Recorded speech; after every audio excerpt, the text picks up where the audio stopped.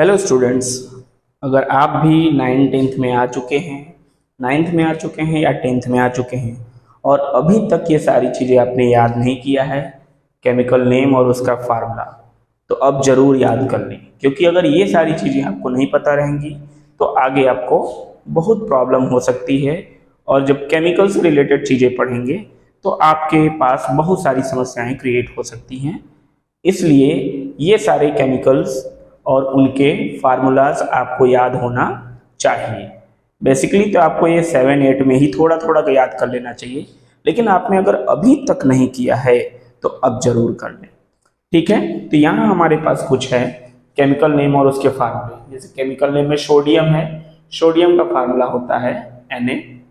Water का formula होता है H2O। ग्लूकोज का फार्मूला होता है C6H12O6। अल्कोहल का फार्मूला होता है C2H6O। हाइड्रोजन सल्फाइड का फार्मूला होता है H2S। सॉल्ट जो आप यूज करते हैं खाने में, उसका फार्मूला होता है NaCl। ऑक्सीजन जिसका फार्मूला होता है O2। बेसिकली O2 के बारे में आपको पता होगा। इथेनॉल का फार्मूला होता है C2H6O। विनेगर का फार्मूला होता है C2H4O2। अमोनिया का फार्मूला होता है NH3। मैग्नीशियम का फार्मूला होता है Mg। एसिटिक एसिड का फार्मूला होता है C2H4O2। ब्यूटेन का फार्मूला होता है C4H10। नाइट्रेट का फार्मूला होता है NO3। कॉपर का फार्मूला होता है Cu। नाइट्रोजन का फार्मूला होता है N2। कार्बन डाइऑक्साइड का फार्मूला होता है CO2। सल्फ्यूरिक एसिड का फार्मूला होता है H2SO4। मीथेन का फार्मूला होता है CH4। प्रोपेन का फार्मूला होता है C3H8।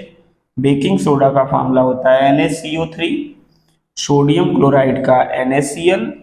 हाइड्रोक्लोरिक एसिड का HCl। जिंक का फार्मूला होता है ZnNO3(2). कार्बन मोनोऑक्साइड का फार्मूला होता है CO। सोडियम हाइड्रोक्साइड का फार्मूला होता है NaOH। और हाइड्रोजन सल्फाइड का फार्मूला होता है H2S। और ऐसे और भी केमिकल नेम और उनके फार्मूले हैं जिनको आपको याद करना बहुत ही जरूरी है। अगर ये नहीं याद किए हैं तो केमिस्ट्री आप भूल जाइए, क्योंकि केमिस्ट्री के कोई भी इक्वेशन आप सॉल्व नहीं कर पाएंगे, ना तो किसी केमिकल रिएक्शन को समझ पाएंगे अगर ये सारे फार्मूले आपको नहीं पता। और भी सारे फार्मूले, सिर्फ इतने ही नहीं और भी हैं, इसलिए इनको याद करना बहुत इंपॉर्टेंट है।